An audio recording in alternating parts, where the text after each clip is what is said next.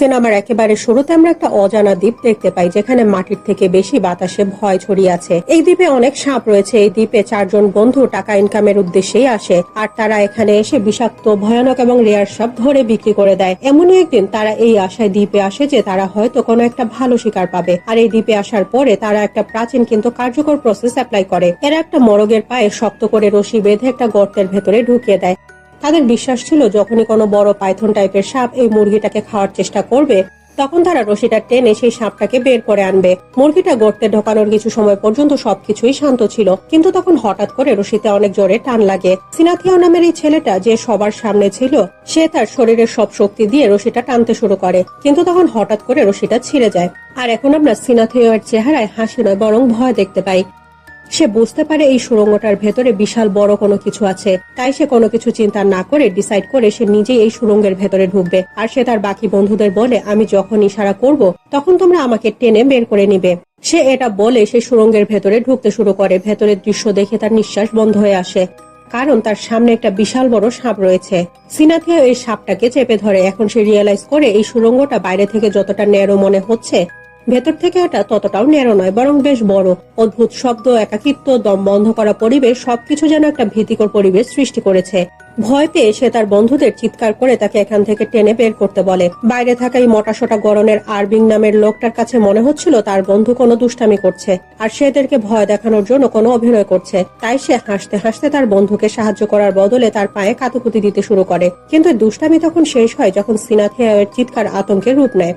তখন 3 জন বন্ধু মিলে একসাথে রশি ধরে টানতে শুরু করে, কিন্তু ততক্ষণে অনেক দেরি হয়ে গেছে। সুড়ঙ্গের ভেতর থেকে একটা বিশাল বড় সাপ বের হয়ে এসে সিনাথিয়াওকে টেনে ভেতরে নিয়ে যায়। ভয় পেয়ে আরবিং তার বন্ধুকে বাঁচানোর অনেক চেষ্টা করে, কিন্তু তখন একটা সাপ বের হয়ে এসে তার হাতে পেঁচিয়ে ধরে।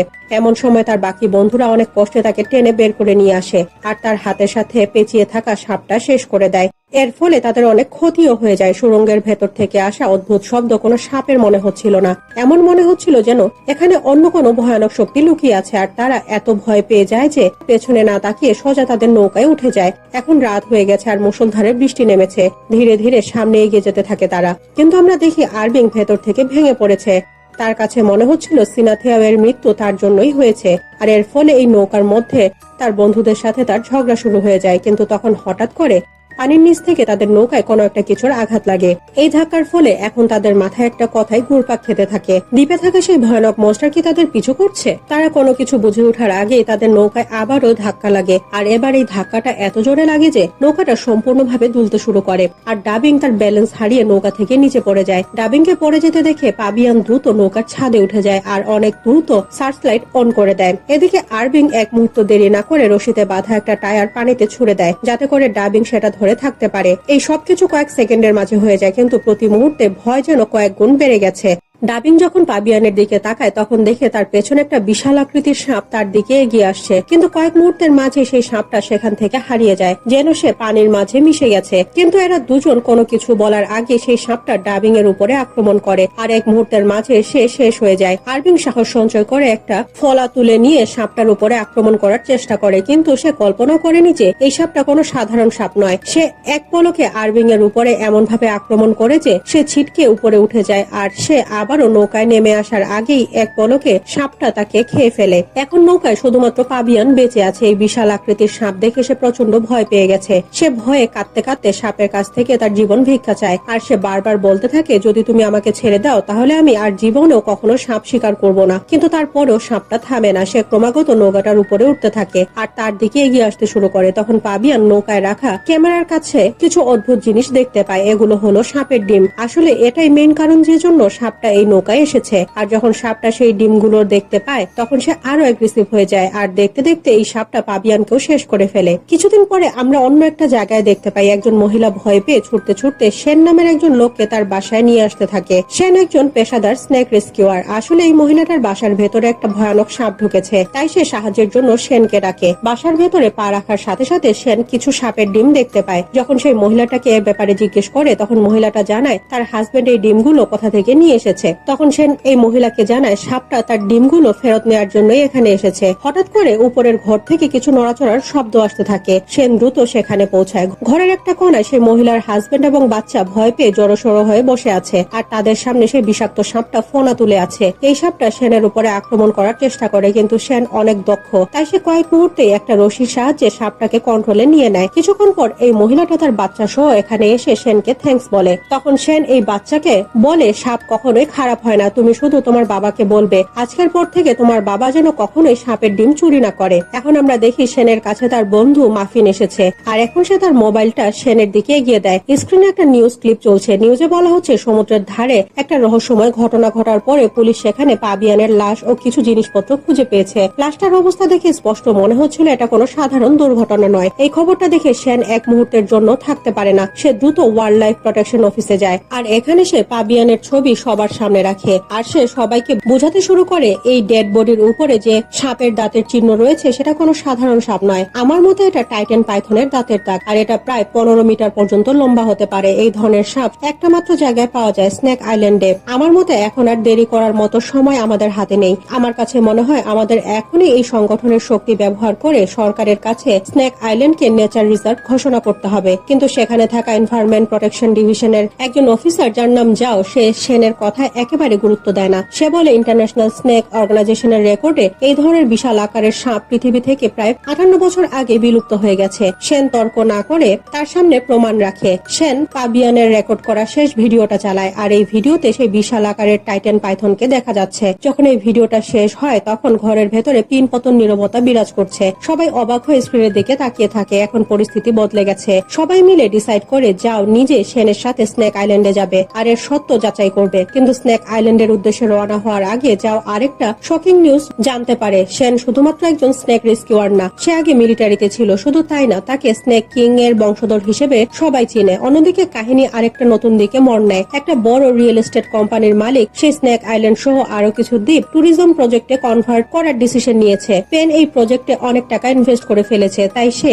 এখন কোনো মূল্যেই এই প্রজেক্ট থেকে সরে আসতে চায় না। এ কারণে সে জিন নামের আরেকজন লোকের সাথে দেখা করতে আসে। জিন ব্ল্যাক মার্কেটে সাপ ধরে বিক্রি করার কাজ করে। পেন জানে যদি এই দ্বীপগুলো থেকে সাপ নিশ্চিহ্ন করতে হয় তাহলে তার জিনের মতো লোকের দরকার। এখন পেন জিনের সামনে কিছু গোল্ড বার রাখে, আর সে তাকে স্পষ্টভাবে জানিয়ে দেয় যে কোনো মূল্যে তাকে সেনকে থামাতে হবে। যদি সেন এটা প্রমাণ করে দেয় যে সেই আইল্যান্ডে সত্যিকার অর্থে একটা টাইটান পাইথন আছে, তাহলে তার সম্পূর্ণ ট্যুরিজম প্যাকেজে ইনভেস্ট করা টাকা একেবারে মাটিতে মিশে যাবে। জিন কোনো কিছু চিন্তা না করে উত্তর দেয়, তোমার কোনো চিন্তা নেই, আমি এরকম কোনো পরিস্থিতি আসতে দিব না। পরের দিন সেন তার বন্ধু মাফিনকে সাথে নিয়ে যাও সহ সেই ভয়ানক দ্বীপের উদ্দেশ্যে রওনা হয়ে যায়। নৌকায় করে যাওয়ার সময় সেন দূরবীন চোখে লাগিয়ে আশেপাশে সবকিছুই দেখছিল। এমন সময় সে দূরে একটা নৌকা দেখতে পায়। যখন সে ভালো করে তাকায় তখন দেখে জিন তার সহযোগীদের নিয়ে ঠিক সেদিকেই যাচ্ছে যেদিকে তারাও যাচ্ছে। সেন বুঝতে পারে এখন জিন এবং পেন দুজনের মধ্যে একটা ডিল হয়ে গেছে। দ্বীপে আসার সাথে সাথে জিন এখানে তার লোকদের থাকার সব ব্যবস্থা করতে শুরু করে, আর সেই টাইটান পাইথনকে ধরার প্ল্যান করতে থাকে।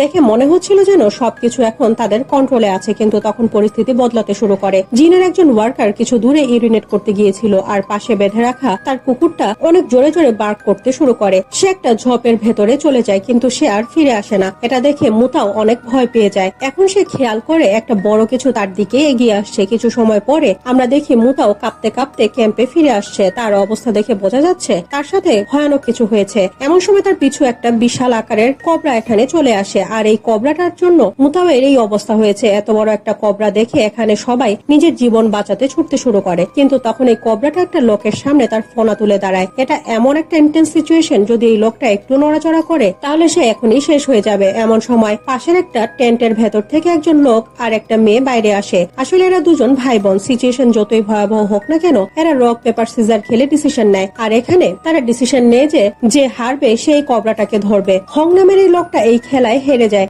সেই কাজে এত বেশি দক্ষ যে দেখতে দেখতে সে সাপটাকে ধরে ফেলে, আর কয়েক সেকেন্ডের মাঝে সে তাকে একটা ব্যাগের ভেতরে ঢুকিয়ে দেয়। এরপরে সেই ব্যাগটা সোজা জিনের কাছে নিয়ে গিয়ে তাকে দিয়ে দেয়। এমন সময় সেন তার বন্ধুর সাথে এখানে চলে আসে, আর এখানে আসার সাথে সাথে সে জিনকে এই কবরাটা ছেড়ে দিতে বলে, আর এটা নিয়ে তাদের মাঝে তর্ক হতে শুরু করে। কথায় কথায় জিন সেনকে বলে, যদি তুমি আমার হাত থেকে এই ব্যাগটা কেড়ে নিতে পারো তাহলে আমি সাপটা ছেড়ে দিব। কিন্তু এখন ব্যাপারটা হাতাহাতির পর্যায়ে চলে গেছে। সেন মিলিটারিতে ছিল, তাই সে এই ফাইটে খুব ভালোভাবে ডিফেন্ড করতে পারে। আর কিছু সময়ের মাঝে সে জিনকে হারিয়ে সে ব্যাগটা কেড়ে নেয়। নিজেদের বসকে হারতে দেখে জিনের গুন্ডারা সেন, মাফিন আর জাওয়ের উপরে অ্যাটাক করার জন্য রেডি হয়। আর এখন সিচুয়েশন আরো ভয়াবহ হয়ে গেছে, কিন্তু জিন তখন এদের থামায়। এরপরে তাদের পেছনে যেতে বলে। যদিও সে এই ফাইটটা হেরে গেছে, কিন্তু তার চেহারা দেখে মনে হচ্ছিল আসল খেলা এখনো বাকি আছে। অন্যদিকে সেন এবং তার বন্ধুরা সেই কবরাটা ছেড়ে দেয়। এরপর তারা সারা এলাকা ঘুরে ঘুরে টাইটান পাইথন খুঁজতে থাকে। দেখতে দেখতে রাত গভীর হয়ে যায় আর অনেক জোরে বৃষ্টি শুরু হয়। এই বৃষ্টি থেকে বাঁচার জন্য সেন এবং তার বন্ধুরা একটা পুরাতন কটেজে আসে। আর এটা কোনো এক কালে তার দাদা নিজের হাতে বানিয়েছিল। এই কটেজটা জঙ্গলের একটা কোনায় নিরিবিলি জায়গায় বানানো হয়েছিল। এরা যখন এই কটেজের ভেতরে আসে তখন বাতাসে পচা মাছের মতো আষ্টে গন্ধ নাকি আসে। আর এই গন্ধের জন্য সেন অনেক সাবধান হয়ে যায়। সে বুঝতে পারে টাইটান পাইথন কিছু সময় আগে এখানে এসেছিল। এরা তিনজন খুব সাবধানে এই কটেজের ভেতরে সবকিছু দেখতে থাকে। তখন হঠাৎ করে তারা একটা কোনায় একজন মানুষের লাশ দেখতে পায়। আর এটা দেখার সাথে সাথে মাফিন এবং জাও অনেক ভয় পেয়ে যায়। যখন সেন এই লাশটা খুব ভালো মতো ইন্সপেক্ট করে তখন বুঝতে পারে এটা পাবিয়ানের বন্ধু আরবিনের লাশ। শরীরের অবস্থা দেখে যাও সাথে সাথে জানায় যে এই লোকটা কোনো সাধারণ কারণে মারা যায়নি, আসলে একে কোনো প্রাণী জ্যান্ত গিলে ফেলেছিল। আর দেখে মনে হচ্ছে এটা স্পষ্টভাবে কোনো সাপ করেছিল। সেন ডিসাইড করে যখন সে নেটওয়ার্ক পাবে সে পুলিশকে আরবিং এর লাশের ব্যাপারে জানাবে, যাতে করে তার সঠিকভাবে ফিউনারেল করা যায়। এখন এরা কটেজের দেয়ালে দেখে যেখানে একটা বিশাল আকারের গর্ত হয়ে গেছে, তাই এরা তিনজন মিলে এই গর্তটার সামনে ভারী ভারী জিনিসপত্র রাখে যাতে করে কোনো সাপ এখানে আসতে না পারে। কিছুক্ষণ পরে যাও কাপড় চেঞ্জ করার জন্য চলে যায় আর সেন সবার জন্য খাবার রান্না করে। কিন্তু যখন যাও কাপড় চেঞ্জ করছিল তখন তার স্ট্রেঞ্জ কিছু ফিলিং হচ্ছিল, যেন কেউ তাকে লুকিয়ে লুকিয়ে দেখছে। তাই সে আশেপাশে ভালো করে তাকায়, কিন্তু সে কাউকেই দেখতে পায় না। এখন সেই ব্যাপারটাকে ইগনোর করে আবারও মাফিন এবং সেনের কাছে ফিরে আসে। মাফিন সেনের দাদার একটা পুরাতন সিন্দুক থেকে একটা ছবি পায়। এই ছবিতে স্পষ্টভাবে টাইটান পাইথন দেখা যাচ্ছে। এমন সময় মাফিন আরবিনের লাশের উপরে রাখা কাপড়টা দেখে এই কাপড়ের নিচে কিছু একটা নড়াচড়া করছে। এটা দেখে মাফিন এতটাই ভয় পেয়ে যায় যে তার মুখ থেকে কোনো শব্দ বের হয় না। তখন সেন এখানে এসে সাহস করে সেই কাপড়টা সরায় আর এরা দেখে কাপড়ের নিচে একটা বিষাক্ত সাপ ফোনা তুলে বসে আছে। সেন দ্রুত সেই সাপটা তুলে দূরে ছুড়ে দেয়, কিন্তু বিপদ এখনো কাটেনি। কয়েক মুহূর্ত পরে একটা বিষাক্ত সাপ মাফিনকে ছবল মারে। পরিস্থিতি কন্ট্রোলের বাইরে যেতে দেখে সেন একটা মশাল তুলে নিয়ে দুইটা সাপের দিকে এগিয়ে ধরে, যে জন্য সাপ দুটো সেখান থেকে চলে যায়। এরপরে সেন তার ব্যাগ থেকে দ্রুত সাপের বিষের অ্যান্টিডোট বের করে যাতে করে সে মাফিনকে বাঁচাতে পারে। কিন্তু তখন হঠাৎ করে জিনের লোকজন এখানে এসে সেনকে একটা ইনজেকশন পুশ করে দেয়। আর কিছু সময়ের মাঝে সেনের শরীর একেবারে প্যারালাইজড হয়ে যায়। সে একটুও নড়াচড়া করতে পারছে না। আর তখন আবারও সে বিষাক্ত সাপ দুটো এদের দুজনের দিকে এগিয়ে আসতে শুরু করে। অন্যদিকে বাইরে জিনের কিছু লোক যাওকে জোর করে ধরে কটেজের বাইরে নিয়ে আসে। এই লোকটার উদ্দেশ্য ভালো নয়, সে যাওয়ের সাথে খারাপ কিছু করতে চাইছিল। কিন্তু তখন একটা ঝোপের ভেতর থেকে সেই টাইটান পাইথন বাইরে আসে আর সে এক পলকের মাঝে সেই লোকটাকে ধরে জঙ্গলের ভেতরে নিয়ে যায়। যাও কোনো মতে নিজেকে সেভ করে যাও ছুটে কটেজের ভেতরে ফিরে আসে। সে সেন এবং মাফিনকে এভাবে পড়ে থাকতে দেখে ভয় পেয়ে যায়। সেন অনেক কষ্টে তাকে অ্যান্টিডোটের দিকে ইশারা করে। যাও এক মুহূর্ত সময় নষ্ট না করে এদের দুজনকে অ্যান্টিডোট ইনজেক্ট করে দেয়। এর ফলে এদের দুজনের জীবন বেঁচে যায়। পরের দিন সকালে পরিস্থিতি আগের থেকে কিছুটা নরমাল হয়। এরা তিনজন আবারও টাইটান পাইথন খোঁজার জন্য বের হয়ে যায়। যখন এরা খোঁজাখুঁজি করছিল তখন তারা একটা গাছের বাকলে একটা বিশাল আকারের সাপের খোলস আটকে থাকতে দেখে। আর এটা দেখে এরা বুঝতে পারে টাইটান পাইথন এই দ্বীপেই আছে। যদিও সেন জানে এটা যথেষ্ট নয়, সত্যি প্রমাণ করার জন্য তাদের আরো প্রমাণ লাগবে। এমন সময় তারা ঘাসের ভেতরে ইয়নের বডি দেখতে পায়। তার অবস্থা অনেক শোচনীয়, সে যে কোনো সময় মারা যাবে। তাই সেন এক মুহূর্ত দেরি না করে তার বক্স থেকে অ্যান্টিডোট বের করে একে ইনজেক্ট করে দেয়। আর কিছু সময়ের মাঝে ইয়ন কিছুটা স্টেবল হয় আর আমরা বুঝতে পারি এখন তার জীবন বেঁচে যাবে। তখন যাও হঠাৎ করে নোটিস করে লিওনের শরীরে একটা অদ্ভুত ধরনের তরল পদার্থ লেগে আছে। তার বুঝতে এক মুহূর্ত দেরি হয় না এটা টাইটান পাইথনের চিহ্ন। এর মানে হলো টাইটান পাইথন কিছু সময়ের মাঝে ডিম দেবে, অথবা হয়তো এর মাঝে ডিম দিয়েও দিয়েছে। এখন এরা ইয়নকে ধরাধরি করে জিনের কাছে নিয়ে আসে, কিন্তু এখানে থাকা সবার কাছে মনে হচ্ছিল হয়তো ইয়নের এই অবস্থা সেনের জন্যই হয়েছে। তাই তারা অনেক রেগে যায় আর এদের সাথে হাতাহাতি করতে শুরু করে। তখন ইয়নের জ্ঞান ফিরে আসে আর সে জিনকে জানায় তার উপরে সেন আক্রমণ করেনি, বরং টাইটান পাইথন নামের সে বিশাল আকারের সাপটা করেছে। আর সেন তার জীবন বাঁচিয়েছে। সত্য জানার সাথে সাথে জিনের অ্যাটিটিউড একেবারেই বদলে যায়। তার ভাইয়ের জীবন বাঁচানোর জন্য জিন সেনকে অনেক সোনা দিতে চায়, কিন্তু সেন সোনা নিতে মানা করে দেয়। সে বলে আমি ইয়নকে টাকার জন্য বাঁচাইনি। এরপরে সেন বলে যদি তুমি সত্যি সত্যি কৃতজ্ঞতা স্বীকার করতে চাও তাহলে তোমার ধরা সবগুলো সাপকে মুক্ত করে দাও আর এই দ্বীপ ছেড়ে চলে যাও। কিন্তু জিন কোনো মূল্যে এই দ্বীপ ছেড়ে যেতে চায় না। অনেক তর্কের পরে সেন আরেকটা রাস্তা বের করে। সে বলে তুমি যদি আমাকে তোমার ভাইয়ের জীবন বাঁচানোর মূল্য দিতে চাও তাহলে এর বদলে আমাকে একটা গাড়ি দাও। কিছুক্ষণ চিন্তা করার পরে জিন এতে রাজি হয়ে যায়। সে সেনকে একটা গাড়ি দেয় আর এই গাড়িটা নিয়ে সেন, মাফিন এবং যাও এখান থেকে রওনা হয়ে যায়। গাড়িতে করে যেতে যেতে যাও সন্দেহ মাখা সুরে বলে, আমার কাছে মনে হচ্ছে এতক্ষণে টাইটান পাইথন ডিম দিয়ে দিয়েছে। যদি জিন সে ডিমগুলো চুরি করে তাহলে অবস্থা আরো খারাপ হয়ে যাবে। পাইথনের বাচ্চাদের বাঁচার চান্স এমনিতে অনেক কম হয়। যাও আরো বলে, আমাদের এই ডিমগুলো সাথে করে নিয়ে যেতে হবে। এই দ্বীপে টাইটান পাইথনের উপস্থিতি প্রমাণ করার জন্য এর থেকে বড় সুযোগ আর হবে না। চলন্ত গাড়িতে শেন ফাইনালি তার আসল পরিচয় এদেরকে বলে। সে জানায়, আমি স্নেক কিং পরিবারের বংশধর, আর সাপদের রক্ষা করাই আমার আসল উদ্দেশ্য। আমার দাদা সব সময় বলতো টাইটান পাইথন এখনো পৃথিবীতে আছে, কিন্তু আমি এই কথাটা কখনোই সিরিয়াসলি নেইনি। পাবিয়ানের মৃত্যুর পরে আমি যখন প্রথমবার সেই রেকর্ডিং দেখি তখন আমার দাদার কথা বিশ্বাস হয়। সেন স্পষ্টভাবে বলে, আমি চাই সরকার এই দ্বীপটাকে নেচার রিজার্ভ ঘোষণা করুক, যাতে করে লোভে পড়ে কেউ এই দ্বীপে না আসে আর তাদের জীবন যাতে বেঁচে যায়। যখন এরা কথা বলছিল তখন হঠাৎ করে গাড়ির সামনে দিয়ে সেই টাইটান পাইথন চলে যায়। সাপটা তাদের এত কাছ দিয়ে যায় যে তারা নিঃশ্বাস বন্ধ করে সেদিকে তাকিয়ে থাকে। সেন এক মুহূর্ত দেরি না করে গাড়ি ঘুরিয়ে এই সাপটার পিছু করতে শুরু করে, যাতে করে সেই সাপের ভিডিও রেকর্ড করে প্রমাণ হিসেবে নিয়ে যেতে পারে। কিন্তু তখন হঠাৎ করে তাদের সামনে একটা গাড়ি এসে দাঁড়ায়। এখানে জিনের গুন্ডা ঘুং তাদের বোনের সাথে এখানে এসেছে, আর এদের কাছে মনে হচ্ছিল তাদের ভাই সেনের জন্যই মারা গেছে। আর তারা কোনো কথা না বলে এদের উপরে আক্রমণ করে। কিছু সময় ধরে তাদের মাঝে হাতাহাতি চলে। ফাইনালি সেন ঘুংকে কাবু করে আর মাফিনও ঘুং এর বোনকে ক্যাপচার করে। কিন্তু তখন তারা রিয়েলাইজ করে যাও আশেপাশে কোথাও নেই, তাই তারা সময় নষ্ট না করে তাকে খুঁজতে শুরু করে। এদিকে যাও একা একা সেই টাইটান পাইথনের পিছু করতে করতে তার গুহার কাছে চলে আসে, আর সে দেখে সেই পাইথন গুহা থেকে বাইরে গেছে। তাই সে সাহস সঞ্চয় করে তার টর্চ জ্বালিয়ে নিচে তাকায়। এখানে সে অনেকগুলো বড় বড় ডিম দেখতে পায়, আর এই ডিমগুলোই সেই প্রমাণ যেটা সে এতদিন ধরে খুঁজছিল। টাইটান পাইথন বাইরে থাকার সুযোগে যাও একটা রশি দিয়ে নিচে নামে। এরপরে ডিমগুলো খুব কাছ থেকে দেখতে শুরু করে, কিন্তু তখন সে ফিল করে পাইথন ফিরে আসছে। তাই সে ভয়ে ভয়ে একটা ডিম তার ব্যাগের ভেতরে ঢুকিয়ে নেয়। এরপরে উপরে উঠতে শুরু করে, কিন্তু তখন হঠাৎ করে নিচ থেকে কেউ তার পা চেপে ধরে। আর এটা সেই লোকটা যে কটেজের বাইরে তাকে মলেস্ট করছিল। টাইটান পাইথন তাকে গিলে ফেলেছিল, কিন্তু তারপরেও সে কোনোভাবে জীবিত আছে, আর সে এখন প্রতিশোধের আগুনে জ্বলছে। সে চিৎকার করে বলে, আমি যদি মারা যাই তাহলে তোমাকে সাথে নিয়েই মরবো। আর তখন যাওয়ের মনে পড়ে যখন সে টাইটান পাইথন খুঁজছিল এমন সময় সে একটা বিষাক্ত সাপের ভেতর থেকে কিছুটা বিষ বের করে নিয়েছিল। যাও দ্রুত সেই বিষ বের করে সেই লোকটার চোখে ছুড়ে দেয়। প্রচন্ড যন্ত্রণায় লোকটা চিৎকার করে ওঠে। যাও এই সুযোগে রশি চেপে ধরে উপরে উঠতে শুরু করে। লোকটা যন্ত্রণায় ছটফট করতে করতে একটা ডিম নিচে ফেলে দেয়, যেজন্য সেই ডিমটা ভেঙে যায়। এখন লোকটা যাওয়ের রশি চেপে ধরে বাইরে আসার চেষ্টা করে, কিন্তু তখন টাইটান পাইথন তার গুহায় ফিরে আসে, আর সে তার ভেঙে যাওয়া ডিম দেখে প্রচন্ড রেগে যায়। তাই সেই লোকটাকে পেঁচিয়ে ধরে শেষ করে দেয়। গুহার ভেতর থেকে সেই অমানসিক চিৎকার শুনে যাও বুঝতে পারে আসল বিপদ এখন তার দিকে এগিয়ে আসছে। গুহার ভেতর থেকে যাও নিজের জীবন বাঁচিয়ে যখন জঙ্গলে আসে তখন রাস্তায় তার সাথে সেন এবং মাফিনের দেখা হয়। কিন্তু এরা স্বস্তির নিঃশ্বাস ফেলার আগেই পেছন থেকে টাইটান পাইথন এদের দিকে এগিয়ে আসার শব্দ শুনতে পায়। সেন এবং মাফিন এক মুহূর্ত দেরি না করে যাওকে গাড়িতে তুলে নিজেদের জীবন বাঁচানোর জন্য সেখান থেকে ছুটতে শুরু করে। গাড়ির ভেতর একটা স্তব্ধতা বিরাজ করছে। সেন বারবার যাওকে দেখছে।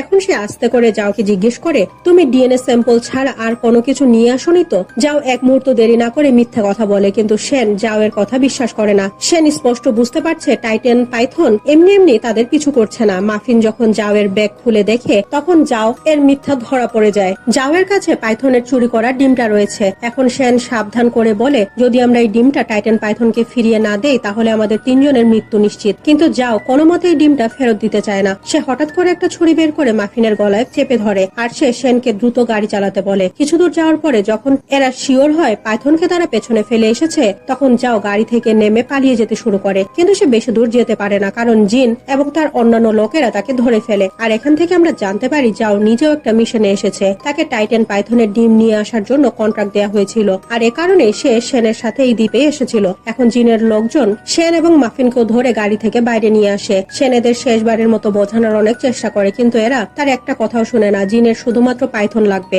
এখন জিন এদের তিনজনকে বেঁধে রাখে। এরপরে সেন এবং মাফিনকে একটা কন্টেনারের ভেতরে বেঁধে তাদের উপরে রক্ত ছিটিয়ে দেয়, যাতে করে এই ভয়ানক টাইটান পাইথনের সামনে চারা হিসেবে দিতে পারে। রক্তের গন্ধ খুব বেশি সময়ের জন্য লুকিয়ে রাখা যায় না, আর কিছু সময়ের মাঝে সে বিশাল আকারের টাইটান পাইথন এখানে চলে আসে। কন্টেনারের ভেতরে সেন সাহস সঞ্চয় করে তার নিজের এবং মাফিনের হাতের বাঁধন খুলে ফেলে।